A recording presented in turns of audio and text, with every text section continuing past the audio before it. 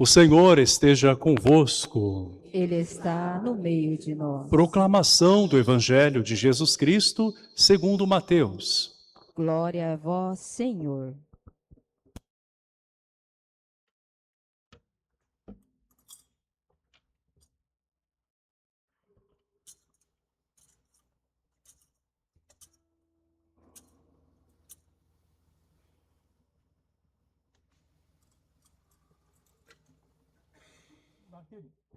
Naquele tempo, Jesus foi à região da Cesareia de Filipe e ali perguntou aos seus discípulos: Quem dizem os homens ser o Filho do Homem?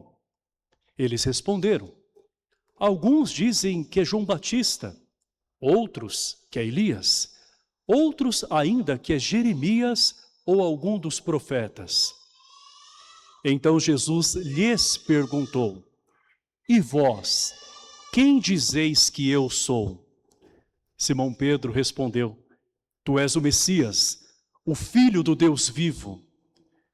Respondendo Jesus lhe disse: Feliz és tu, Simão, filho de Jonas, porque não foi um ser humano que te revelou isso, mas o meu Pai que está no céu. Por isso, eu te digo que tu és Pedro, e sobre esta pedra construirei a minha igreja, e o poder do inferno nunca poderá vencê-la.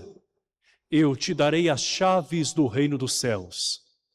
Tudo o que tu ligares na terra será ligado nos céus. Tudo o que tu desligares na terra será desligado no céu. Palavra da salvação. Glória a vós, Senhor. Que as palavras do Santo Evangelho perdoem os nossos pecados. Amém. Amém.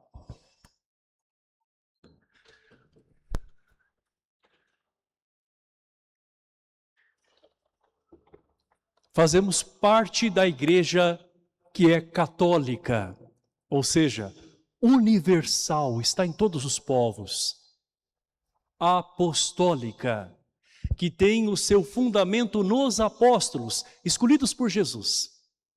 E romana, porque ela tem uma sede visível, onde se encontra o Papa. É o mesmo local onde Pedro, o primeiro Papa, deu a vida por Jesus. Onde Paulo, o primeiro missionário, também derramou seu sangue por Cristo, pelo Evangelho. Paulo, o missionário. Pedro, o discípulo. Eles representam uma igreja composta por pessoas que também são discípulas e missionárias de Jesus. Eles mostram a identidade desta igreja que não foi inventada por homens, mas que o próprio Jesus estabeleceu. Ele instaurou o seu reino e, de fato, desejou que a igreja fosse continuadora de tudo aquilo que ele trouxe para nós, a sua mensagem, a sua vida, com a doutrina que a igreja até hoje guarda.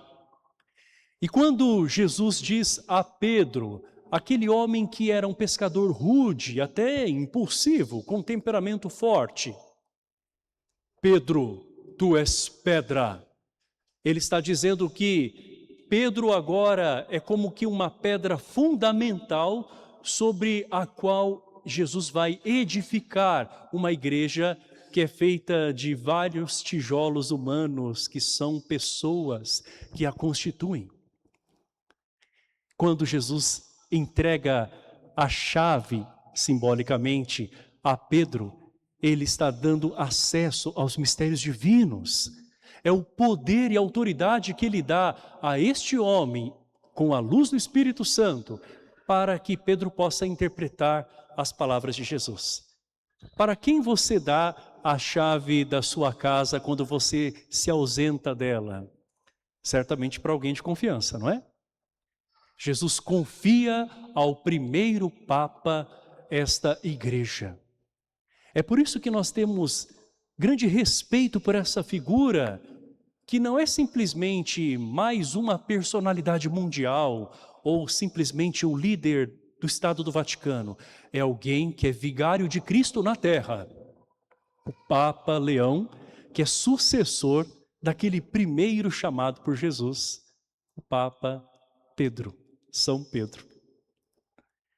São Paulo, um homem que era um estudioso, muito inteligente, alguém que buscava ser até zeloso na sua fé, mas que estava cheio de si, achava que tinha a razão e combatia os cristãos como se eles fossem inimigos da verdadeira fé. Paulo é aquele que cai em si mesmo, é aquele que ao encontrar-se com Jesus ressuscitado, se dá conta do que ele estava fazendo, ele estava cego, e agora ele passa a enxergar a vida de uma nova maneira. Aquele que combatia os cristãos, agora se torna combatente pela fé cristã. De maneira que ele escreve hoje o seu testamento no final da sua vida, dizendo: eu combati o bom combate, eu conservei a fé, o Senhor sempre esteve ao meu lado e Ele me deu forças. Esses dois homens nos inspiram. Eles revelam os carismas da igreja, pessoas diferentes que Deus chamou para espalhar a sua mensagem, para guardar na pessoa de Pedro esse ensinamento que o Senhor revelou a ele e a toda a humanidade, para espalhar esse ensinamento na pessoa de Paulo, a quem Deus modificou, modelou e fez um grande instrumento. É curioso como Jesus ele chama pessoas que não são perfeitas. Jesus escala, entre aspas, para o seu time, pessoas com suas limitações. Quem sabe é uma escala de uma seleção que nós não faríamos, não é? Mas Jesus é aquele que acredita que os que se abrem a Ele podem ser modelados por Ele. Por isso que o Senhor também chama a cada um de nós como igreja, para que nós cada vez mais nos deixemos mudar pelo Senhor. Então não espere as coisas estarem perfeitas na sua vida, ou você ter a sensação de que está tudo resolvido para seguir a Jesus Cristo. Esse é o momento, essa é a hora. Jesus disse para Pedro: segue-me. E Pedro, permita-me dizer, aquele homem chucro, seguiu a Jesus. E Jesus, ao longo do caminho, foi lapidando esse homem. Ele se torna agora representante dessa igreja. Jesus chama Paulo, um homem que tinha inteligência, mas que precisava abrir-se à sabedoria de Deus. E mostra que tudo aquilo que ele sabia não era suficiente diante da graça de Deus, que é muito maior. E Paulo ele se dá conta, já não sou eu mais que vivo, é Cristo que vive em mim. Já não é mais o ego de Paulo agora falando, é o Espírito Santo que fala por ele. Como nós precisamos deixar Deus também viver em nós. Nós somos a obra-prima de Deus, seres humanos. E o Papa Leão XIV, no seu pontificado, nos apresenta o seu primeiro grande documento, que se chama Magnífica Humanidade. Justamente para que nós não percamos de vista esta humanidade que Deus criou e que é insubstituível. Nós vivemos uma revolução com a inteligência artificial e as novas tecnologias que vão mudando também não só a nossa maneira de trabalhar, de pesquisar alguns temas e assuntos, mas até mesmo de pensar e de se relacionar. Já dizia uma outra vez, o Papa não é contra a tecnologia, o avanço, nem mesmo contra a inteligência artificial, mas o Papa nos mostra a partir desse olhar divino, porque o Papa ele interpreta as palavras de Jesus Cristo dentro da contemporaneidade, desse momento que nós vivemos na história. e nos mostra que o ser humano não pode ser visto como número, porque o ser humano é único, é filho de Deus, é templo sagrado. O ser humano não pode ser descartado, porque não é coisa. É alguém que faz parte do plano de Deus. O ser humano não pode ser visto de uma maneira mecânica, como se fosse uma máquina que responde a um comando. É alguém que tem sentimentos. Então o Papa nos leva a um encontro com a divindade de Jesus Cristo a partir da humanidade que o próprio Jesus também assumiu para redimir a nossa humanidade. Nós temos algo precioso que nós não podemos esquecer. Além da presença divina do Espírito Santo em nós, esta humanidade que foi modelada pelas mãos de Deus. Apenas o ser humano é capaz de fazer escolhas a partir da sua inteligência, da sua liberdade. O ser humano pode ter afeto, e o afeto pode também afetar os outros, positiva ou negativamente. É a trama das relações humanas, que é muito complexa, mas é muito bonita. O ser humano tem a criatividade, que é a inspiração de Deus. Então nós louvamos e adoramos o Criador a partir da humanidade que Ele mesmo fez. O ser humano é capaz de se compadecer, de ser solidário, de olhar para o outro com empatia. Não deixemos que a tecnologia roube isso de nós.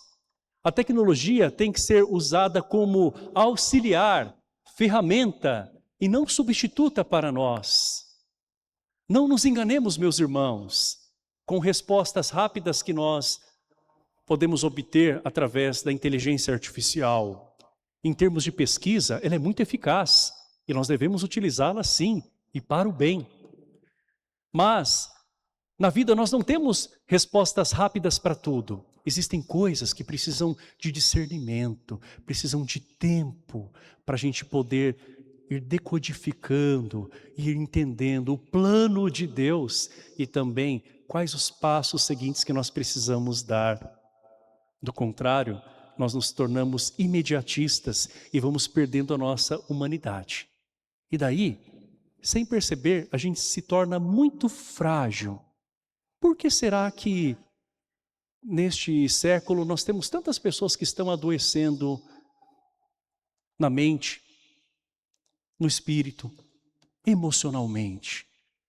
O que nós estamos perdendo de vista? Está nos faltando a interioridade. Então a gente às vezes olha muito para fora, né? Faz comparações com os outros. Às vezes a gente tenta se distrair com tudo e às vezes até numa tentativa de aliviar algumas dores nossas e questões que a gente precisa resolver, a gente se enche de coisas, de informação para não pensar, para não sentir. Quando não, às vezes a gente até se anestesia com drogas ilícitas e também as lícitas.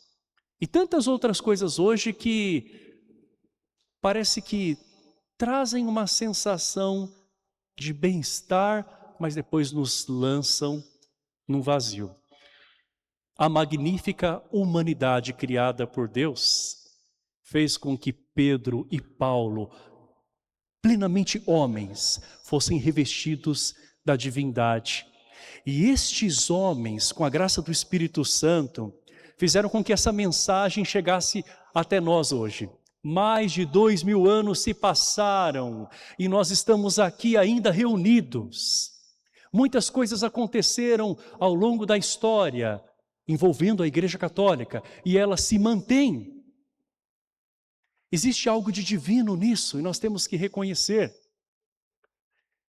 O que fez Pedro dar a vida por Jesus? Vocês sabem como é que Pedro foi martirizado, não é? Ele foi crucificado. Como Jesus? Não. Quando lhe é dada essa punição de morrer pela cruz, ele pede que ele seja crucificado de cabeça para baixo, porque ele não se achava digno de morrer como o Mestre.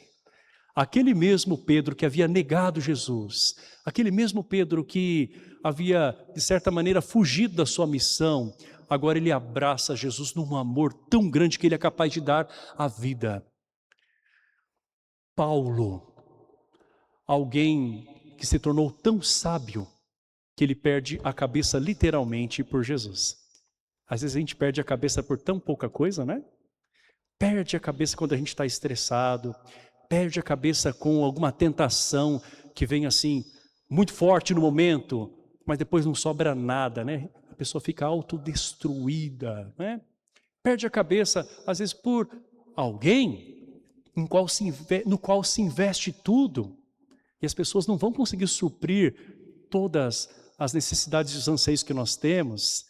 Apenas Deus pode suprir, mas as relações com as pessoas são complementares, ajudam também a gente a se conhecer, a se deixar moldar. Ninguém consegue viver sozinho, mas não há como apostar tudo numa pessoa. Nós precisamos nos fundamentar em Jesus, como Paulo fez. E ele perde a cabeça, sabe como? Literalmente, ele é decapitado. Interessante como Paulo morre, ele que anunciou o Evangelho, com a sua voz que chegou a vários cantos da terra, dos povos até então conhecidos na sua época, tem a sua garganta cortada. Olha que interessante, para que a sua voz fosse calada. E a voz de Paulo, que é o eco da voz de Jesus, ainda continua viva, porque é Cristo que vive nele. É por isso que nós meditamos a segunda leitura de forma especial em várias missas, de cartas que Paulo escreveu na prisão, porque nada prendia esse homem que tinha uma liberdade interior. A mensagem de Jesus ainda está em meio a nós, porque não foi simplesmente algo feito por Paulo, foi Deus que se usou dele. Vamos acreditar que o nosso Senhor Jesus Cristo fez com que nós nascêssemos nesta terra, não por um acaso. Ele tem também um propósito para nós. Ninguém nessa terra é fruto do acaso. Então vamos, ao olhar para Pedro e Paulo, ver que nós temos também uma missão dentro desta igreja a qual nós pertencemos. Vamos amar o nosso Papa, vamos ouvi-lo. Jesus continua a falar através dele, porque o Evangelho é tão antigo e sempre novo. O Evangelho é o próprio Jesus. E diante dos desafios desse mundo que nós vivemos, o Evangelho continua a ser anunciado por esse que sucede a Pedro, que é o escolhido do Senhor. Vamos adorar a Jesus Cristo, tê-lo como centro da nossa vida. Vamos louvar a Deus por nós termos uma igreja que é aquela que o próprio Senhor estabeleceu nesta terra. E vamos cada vez mais redescobrir o porquê nós estamos aqui, nos deixando modelar por Deus e também permitindo que Ele viva em nós, porque Ele sempre está ao nosso lado e Ele nos confia tantas coisas como confiou a Pedro. Ele nos sustenta como sustentou a Paulo. Ele está presente no meio de nós. Creio em Deus Pai, Todo-Poderoso, Criador dos